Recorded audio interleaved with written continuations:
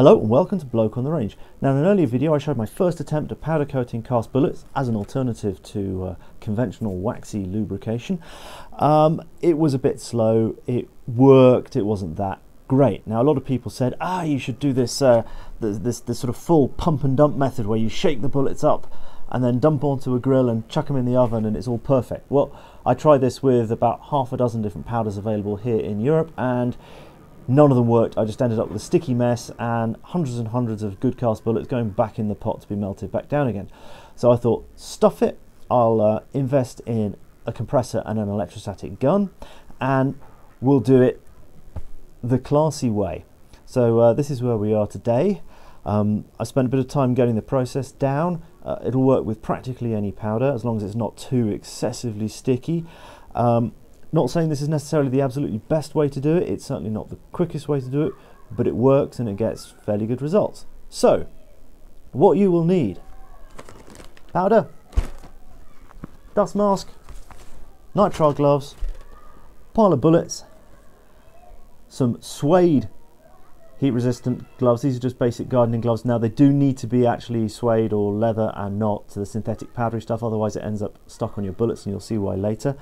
What I've been using a lot of is these little baking trays with silicone baking mat in there, and because this process relies on electrostatics, we need an electrical conduction pathway to the bullets. So I've got some really thick tin foil and a little jig to position the bullets. So before we do anything at all, I've got the oven on over there warming up. First thing I'm going to do is take this one that's been through the oven quite a lot of times. So we've got the silicone baking mat in the bottom. This goes on top to line it, and then chuck this in. Now I made this grid on a bit of a guess, and it turns out that this grid is fine for very small bullets, and here I've got a mixture of 314 108 grains for 7.5 Swiss revolver and some 158 grain Lee tumble-lube bullets, and there's actually some rifle ones in there which we'll get onto in a moment. Now just like to prepare yourselves. So what I'm going to do for you today is do half and half the 158 grain Lees and the 314s, and while that's baking in the oven I'm going to show you my solution for gas check rifle bullets. So these things want to go in every other hole. The little ones will go in every single hole, so I think I shall just skip to the end here.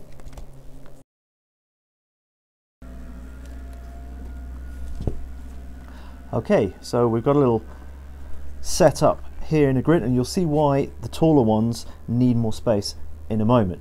So I'm going to turn the camera around because all the rest of the action is happening over there.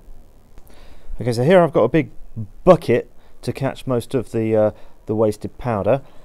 In it I've made a platform. It's just basic things from a garden centre to as plant pots, and then we've got a grid here with our 158s. Oh, that isn't a 158, but whatever. And the little ones there. So I'm going to need two hands for this. Right, now obviously we can't leave the wooden bit in here, so this has to come out carefully.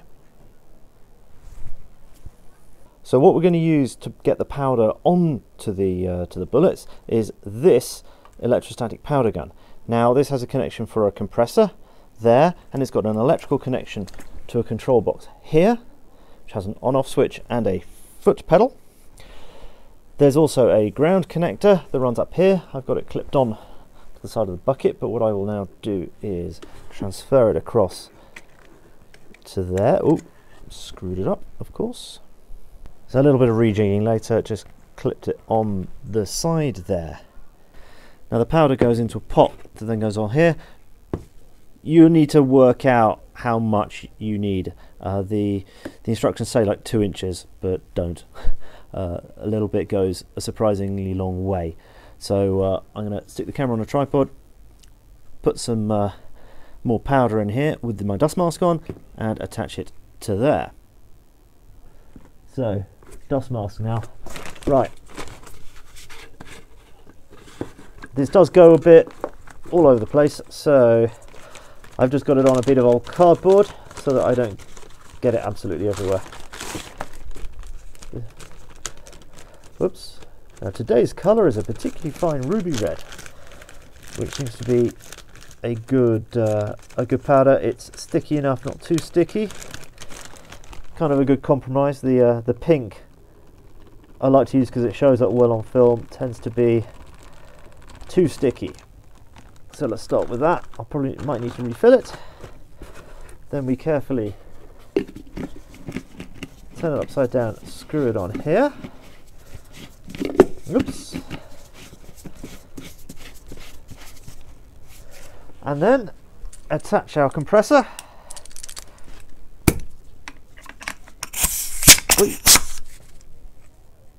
Like that.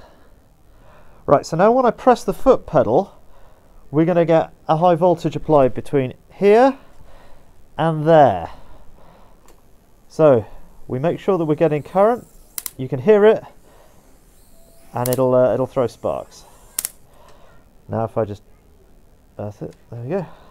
So if I start gently with a bit of powder, it doesn't really attach very well, but as soon as I hit that, it will start attaching to the bullets. It's best to do this when there's a slight breeze. There was one a few minutes ago and it's gone. And you basically keep doing this gently until you've got a nice uniform, fairly thick coating on all the surfaces of the bullets. And this is why you need the dust mask, because you really don't want to be breathing this. Now if you put tall bullets too close together, what you'll find is that they don't get evenly coated down to the bottom. Now because this is electrostatic and the powder is an insulator, any thin spots will tend to get more powder on them automatically. It tends to do that. So we check. In fact, those two that are too close together are probably going to be a pain. Never mind. That looks good. Now if you get it too close, you'll zap some off there like that, but it'll go straight back on. So that looks good. So what I've got here is a little toaster oven with a external temperature control on it. We're waiting for it to get up to 180 degrees, and I've suspended the thermocouple up inside there. Give this a few more minutes and it'll be ready to go. So we're about up to temperature now, so I'm going to put these in gently, carefully, and leave them for about 20 minutes. Now in the meantime, while that's baking, you can get your next one set up, but what we're going to do today is show you my solution for gas-checked rifle bullets. So you see here you've got a narrow bit at the back, which is where the gas check goes. So what I've done here is I've made a plate with holes in it that are not quite as deep as the gas check shank is long, which means that when you stick them in, they don't go in quite to the gas check shank, so that hopefully everything gets covered in powder. If not, you can always put a little bit of liquid Alox on there, or just ignore it really. So what we do here, I've used this one a lot of times, we just start sticking them in like this.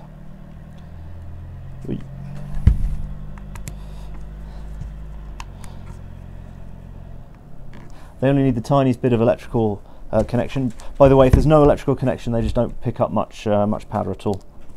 So you really need the electrical connection to be there. And there you have it, into the bucket with this for more powder.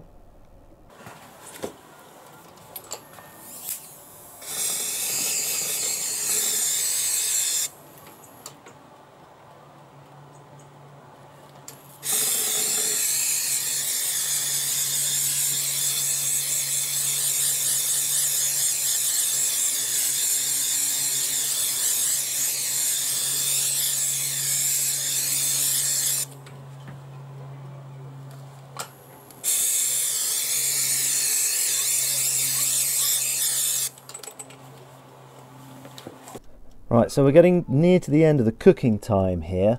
The issue is that we don't want to let the plastic of the powder coating solidify completely to the aluminium foil, because otherwise it will stick. And I've tried various release agents like graphite spray, which actually works alright with some powders but not others. But I found that the easiest way is with this powder and a couple of others is just to separate them quickly, but not too quickly, from the sheet. So what I'm going to have to do is, as soon as the time's up, take these out and then fairly sharpish go to the other side, at which point I've got another one of these baking trays with another bit of silicone mat, sorry,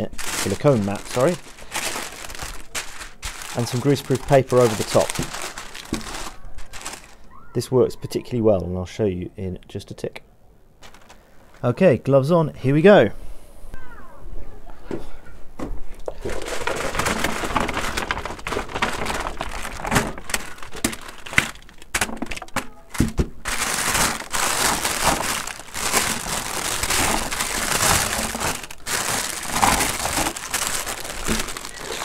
And that looks pretty good. So let's get the rifle bullets in and rinse and repeat.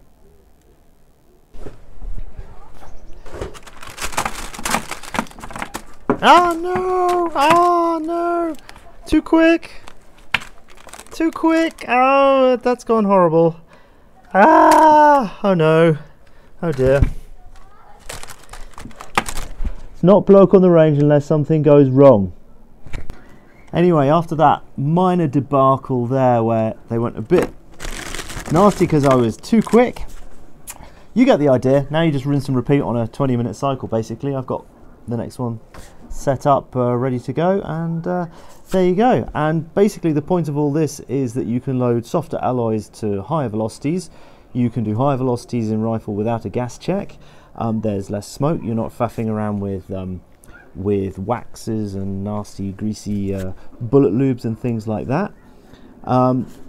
Generally, oh yeah, one other little point. I think the point of the silicone mat here is quite obvious. The point of the silicone mat under here, I mean, it's not essential, but what it does help to do is it sort of keeps the bullets a bit more stable on there. They don't slide around as much, they don't fall over quite so easily. It just gives them a bit of a soft underlay that gives a bit. So there you go. Anyway, I'm gonna have to clean all of this up. I think I'm gonna need some new foil on here. Hey, hot. Right, so anyway, thanks for watching. Please like and subscribe to Bloke on the Range. Please consider supporting us on Patreon if you haven't already done so, and see you again sometime. Bye.